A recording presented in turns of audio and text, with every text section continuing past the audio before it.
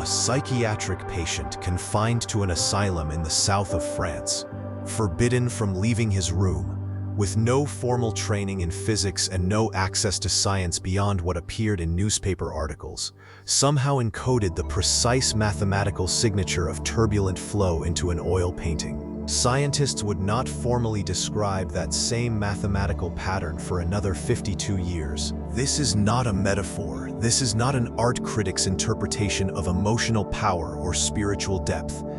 This is a measurement. The numbers exist. They have been independently verified, and they raise a question about Vincent van Gogh and about human perception itself that no field of science has yet been able to answer. The Starry Night is one of the most reproduced images in human history. It has been analyzed by art historians, decoded by symbolism scholars, and cited in psychology papers as a study in expressive genius. What almost none of those accounts mention, what has sat quietly in a peer-reviewed physics journal since 2006, widely cited in scientific literature and almost entirely absent from popular writing about this painting, is that the sky of the Starry Night obeys the same mathematical laws as a real turbulent fluid. There is one number at the center of this story, and it is 52. That is how many years separated the painting from the science that described what was already in it. Vincent van Gogh arrived at the Saint Paul de Marsol Asylum in Saint-Rémy-de-Provence in May 1889. He had committed himself voluntarily, following the episode in late December 1888 that ended with him severing part of his own ear. He was 36 years old. He had been painting seriously for fewer than 5 years. And despite the acute crisis that periodically left him unable to work, despite the locked wards and the supervised garden walks and the periods of total collapse, he painted continuously, over 150 canvases, during his 12 months at Saint-Rémy, an output that his biographers still struggle to account for. He painted the Starry Night in June 1889, during a period when he was not permitted to leave his room. The view, the swirling night sky, the village sleeping in the valley below, the single cypress climbing the left edge of the canvas like a dark flame, was the view from his window. He had not chosen it. It was simply what was there. In 2006, physicist José Luis Aragón and his team at the National Autonomous University of Mexico published a study that had not begun as a study of art at all. They had been studying turbulence, one of the deepest unsolved problems in classical physics, so mathematically resistant that the physicist Richard Feynman identified it in his lectures as the most important outstanding problem in the field.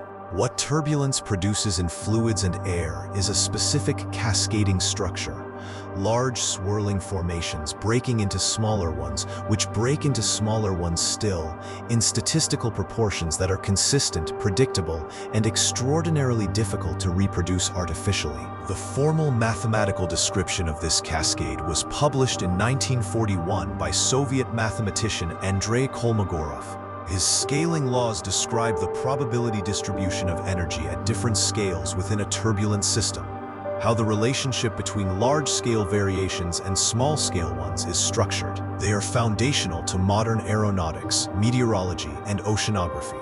They are also Aragon's team found present in the luminance patterns of Van Gogh's brushwork. What the team measured was this: as you move across the sky of the Starry Night, from one region of paint to the next, the way brightness fluctuates follows Kolmogorov scaling.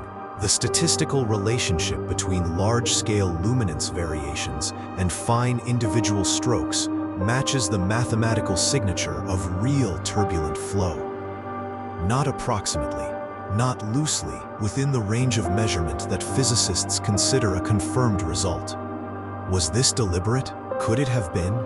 Or did Van Gogh perceive something in the actual night sky above Provence that trained physicists, looking at that same sky, simply could not? The team then did something that transformed the finding from curious to inexplicable. They applied the same analysis to other Van Gogh paintings. Road with Cypress and Star, painted in May 1890, showed the same signature. Wheat Field with Crows, from July 1890, the final weeks of Van Gogh's life, showed it again. Then they analyzed paintings made during periods of documented psychological stability. The Bedroom, painted in October 1888 before the crisis began. Self-Portrait with Straw Hat from 1887. The Kolmogorov signature was absent. The statistical structure that appears in the crisis paintings simply was not there. This correlation is what no one has explained. It is not that Van Gogh was a brilliant painter who produced beautiful skies. It is that a specific mathematical property of fluid dynamics appears in his work during acute psychological crisis and disappears during calm, and the relationship between those two facts has no accepted explanation. There is a hypothesis, and it remains a hypothesis without confirmed mechanism, that during certain states of perceptual disturbance, the brain's normal mechanisms for simplifying visual information are disrupted. Most human visual processing works by averaging out complexity, filtering the physical behavior of light moving through atmosphere into a clean, stable image. The proposal is that Van Gogh's crises disrupted that filtering, that what he was recording during those months at Saint-Rémy was not a stylized impression of a night sky, but something closer to a direct, unmediated record of the actual physical behavior of light in moving air, information that the normal human eye processes and discards before it ever reaches conscious awareness. He wrote about the sky constantly in his letters to his brother Theo. He described light as containing motion even when nothing visible moved. He described darkness as full of color. In one letter, he wrote that he had come to believe the night was more alive and more richly colored than the day. His contemporaries read this as the language of a disturbed mind.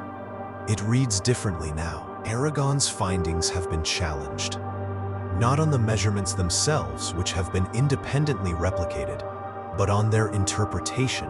Some physicists argue that sufficiently energetic and complex brushwork will tend toward Kolmogorov scaling as a mathematical outcome of the process itself, regardless of what the painter perceived. Others argue that the specificity of the match, and especially its consistent correlation with Van Gogh's psychological state across multiple canvases, is too precise and too selective to be coincidental. The debate has not closed. Both sides remain standing by their analysis. What has not been disputed is the number.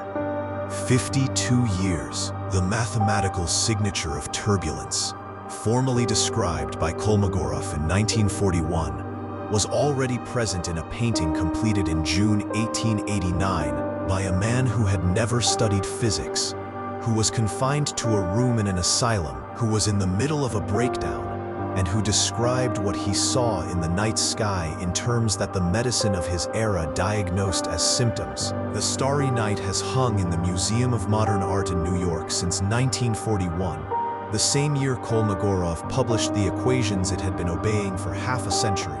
Millions of people have stood in front of it. Most of them report the same sensation, that the sky appears to move, that the paint does not feel still, that something in the image is alive in a way that other paintings are not. They are not imagining it. They are perceiving something real. They simply do not know what it is, and neither entirely do we.